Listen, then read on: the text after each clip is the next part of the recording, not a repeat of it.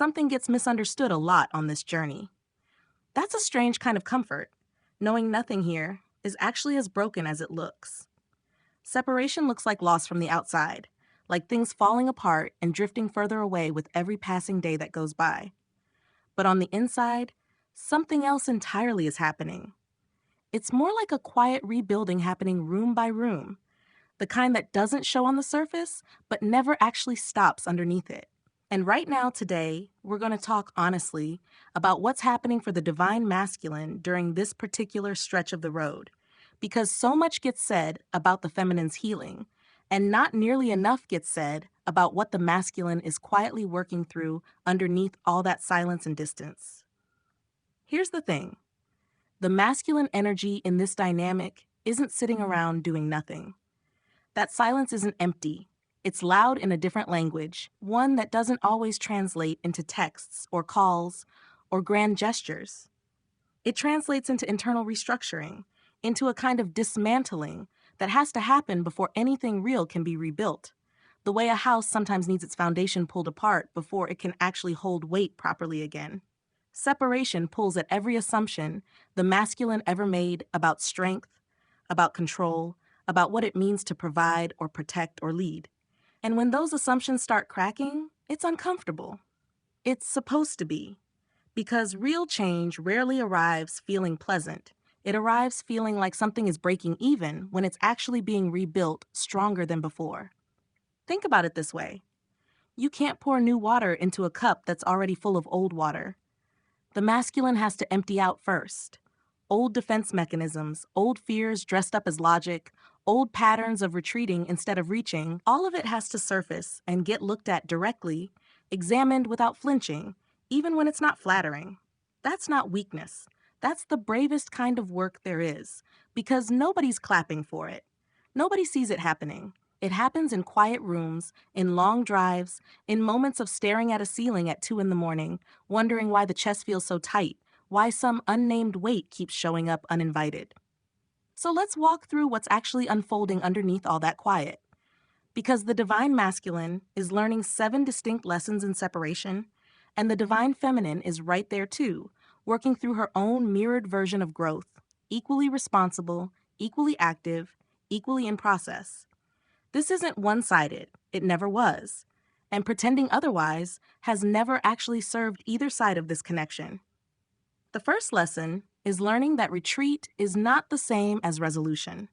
For a long time, the instinct in masculine energy has been to step back the moment things get intense, treating distance like a safe harbor where the storm can't reach. But separation teaches something different. It teaches that running from intensity doesn't dissolve it. It just delays the conversation that the soul is going to have with itself eventually anyway. The masculine starts noticing that every time avoidance gets used as a shield, the same lesson shows up again later, slightly louder, slightly more urgent, almost like the same exam keeps getting handed back until it's finally studied properly. There's a moment in this process where the pattern becomes impossible to ignore, where retreating one more time just doesn't feel like relief anymore. It feels like postponement with extra weight attached. So separation becomes the place where retreating finally gets recognized for what it costs rather than what it protects. It's a slow realization, not a sudden one, built from noticing the same ache returning again and again until staying present finally feels safer than leaving. And on the other side of that mirror, the feminine is learning her own version, that chasing resolution too fast, trying to force clarity before it's ready, carries its own cost too. She's learning that pursuit can be its own kind of avoidance, a way of staying busy so the deeper waiting doesn't have to be felt. Both sides are learning that timing isn't something either of them controls alone, and that real resolution only shows up once both stop trying to outrun or outpace the process entirely, once staying becomes more instinctive than leaving ever was. The second lesson is about reclaiming emotional fluency without losing strength. There's an old, tired belief that feeling deeply somehow threatens masculine stability, as if softness and steadiness can't share the same space, as if a person has to choose one or the other and live there permanently. Separation breaks that belief wide open. The masculine starts to feel grief, fear, longing, even tenderness, in ways that used to get buried under busyness or detachment. And at first, that flood feels overwhelming, almost dangerous, like opening a door that's been locked for years and not knowing what's going to come pouring through it. But what's wild is that none of it weakens him. If anything, it makes the foundation steadier, because now there's an honest relationship with what's actually happening inside, instead of a performance of calm stacked on top of unprocessed feeling. There's a real difference between looking composed and being composed, and separation makes that difference impossible to fake anymore. The feminine, meanwhile, is learning to hold her own emotions without needing the masculine to manage them for her, building her own steady internal floor so her sense of calm doesn't depend on someone else's presence to exist. She's discovering that emotional regulation is something she can generate from within, not something that has to be supplied externally. Both are discovering that strength was never about suppression. It was always about presence, about staying in the room with whatever feeling shows up instead of escorting it out the back door before anyone gets a good look at it. The third lesson involves understanding energetic responsibility, recognizing that what gets carried internally radiates outward, whether anyone speaks it aloud or not. The masculine often assumes that as long as words stay calm, the energy underneath doesn't matter, that as long as the surface looks fine, whatever's churning below the surface stays contained. Separation reveals that's not true. Tension, resentment, unspoken disappointment, all of it travels, even across distance, even through silence, even when there's been no contact for weeks. It's almost like energy doesn't recognize the boundaries that words try to draw around it. So there's a quiet awakening happening where the masculine starts taking ownership of inner static, instead of assuming it's invisible, starts asking what's actually being carried instead of just managing how it looks from the outside. This is deep work, recognizing that energetic hygiene matters just as much as anything spoken, that clearing out resentment or old hurt isn't just personal maintenance, it's relational maintenance too, even at a distance. And again, this isn't one-directional. The feminine is doing identical work, becoming aware of her own emotional broadcasting, learning that intensity held inside still shapes the shared field between them, that anxiety or longing she thinks she's keeping private is still part of the atmosphere they both exist in. They're both tending the same garden from different sides of the fence, pulling weeds neither one can fully see, but both can feel, both slowly realizing that healing the inner climate is just as important as anything that ever gets said out loud. The fourth lesson is about releasing the need to fix in order to feel valuable. So much of masculine identity gets built around solving things, providing answers, being the one who makes problems disappear. And there's a quiet pride that's been wrapped around that role for a long time. But this connection isn't a problem to be solved. It's a relationship to be grown into, slowly, imperfectly, with no clean formula that guarantees an outcome. Separation forces a confrontation with that itch to fix, to control outcomes, to engineer reunion through sheer will, because none of that effort actually moves the timeline along. And that's a humbling thing to accept after a lifetime of believing effort always produces results. And what emerges instead is something far more sustainable, a sense of worth that doesn't depend on solving anything at all, just on showing up honestly, on being present without needing to engineer a specific ending. That shift alone changes everything about how this energy actually moves through the whole world and how it shows up in connection. The feminine is learning a mirrored truth here too, releasing her own urge to fix the masculine's healing process for him, to interpret his silence as a problem that needs her intervention, trusting that his timeline belongs to him the same way hers belongs to her. Both are learning that love isn't a repair job. It's a meeting, two people arriving as they actually are instead of as finished projects, choosing each other in real time rather than waiting for some imagined, polished version to show up first.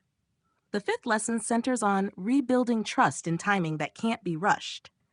There's an old impatience that shows up in masculine energy, a drive to make things happen now, to push toward outcomes through effort and momentum, because that's the formula that's worked in so many other areas of life.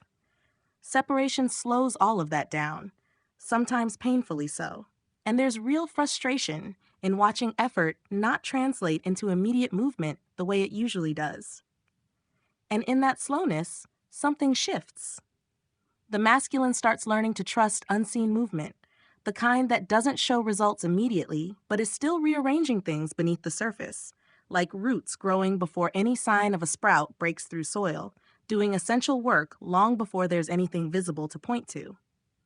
This patience isn't passive, it's active surrender, a willingness to let growth happen on its own intelligent schedule instead of trying to negotiate a faster one. The feminine experiences her own parallel lesson, releasing the anxious need to track every sign and synchronicity as proof of progress, learning to trust quietly instead of obsessively, learning that constant monitoring doesn't actually speed anything up, it just adds exhaustion to the waiting. Together without speaking, they're both practicing the same patience, both learning that some of the most important growth happens exactly where it can't be seen or measured yet, in the part of the process that simply has to be lived through rather than rushed past. The sixth lesson is about facing identity outside of being needed. For a long time, masculine value got measured by usefulness, by being the protector, the provider, the one who's indispensable, the one whose absence would actually be noticed and felt. Separation strips a lot of that away, at least temporarily, and what's left can feel disorienting, almost like standing in an empty room where all the familiar furniture used to be. Who is this energy when nobody's leaning on it for safety or direction? That question turns out to be one of the most important ones asked during this whole stretch, even though it's uncomfortable to sit with. Because the answer reveals a version of identity rooted in being rather than doing, in worth that doesn't evaporate just because nobody currently needs rescuing, in a sense of self that holds steady even when there's no role to perform. The feminine faces her own version of this, learning that her value isn't tied to being chosen, sought after, or proven desirable, that her worth doesn't fluctuate based on whether someone is actively pursuing her. Both are discovering selfhood that doesn't require an audience or a role to feel real, a kind of grounded identity that exists quietly, privately, whether or not anyone else is watching or needing anything from it at all. An identity that can finally rest instead of constantly performing. The seventh lesson is the recognition that vulnerability and leadership aren't opposites, they're partners. Old models of masculine energy often paint vulnerability as something to manage carefully, doled out only when it's safe or strategic, kept hidden behind a kind of practiced composure that's supposed to inspire confidence in everyone else. Separation dismantles that script entirely. True leadership, it turns out, requires the courage to be seen without armor, to admit uncertainty, to say the truth even when it isn't polished or impressive, even when it reveals something less than perfect underneath. This kind of openness becomes its own form of strength, maybe the strongest form there is, because it requires zero pretending, zero maintaining an image that takes more energy to uphold than it's worth. There's a kind of relief that comes with finally setting that performance down. The feminine learns something matching this too, that leading with her own voice, her own boundaries, her own clarity, isn't aggression, it's integrity. And that softness was never the opposite of strong leadership either. Vulnerability and leadership braid together for both of them, weaving something sturdier than either side could build alone, something that doesn't crack under pressure because it was never hollow to begin with, something built from honesty instead of image. So here's where all of this lands. The masculine isn't disappearing during separation. He's not abandoning the connection or forgetting what it means. He's underground, doing root work, the unglamorous kind that never gets filmed or photographed, but matters more than almost anything else in this whole journey. The kind of work that doesn't ask for recognition because it isn't being done for an audience. And the feminine isn't sitting idle either. She's doing her own underground work, in parallel, on her own timeline, with her own depth, tending to her own roots in her own soil. Neither one is ahead. Neither one is behind.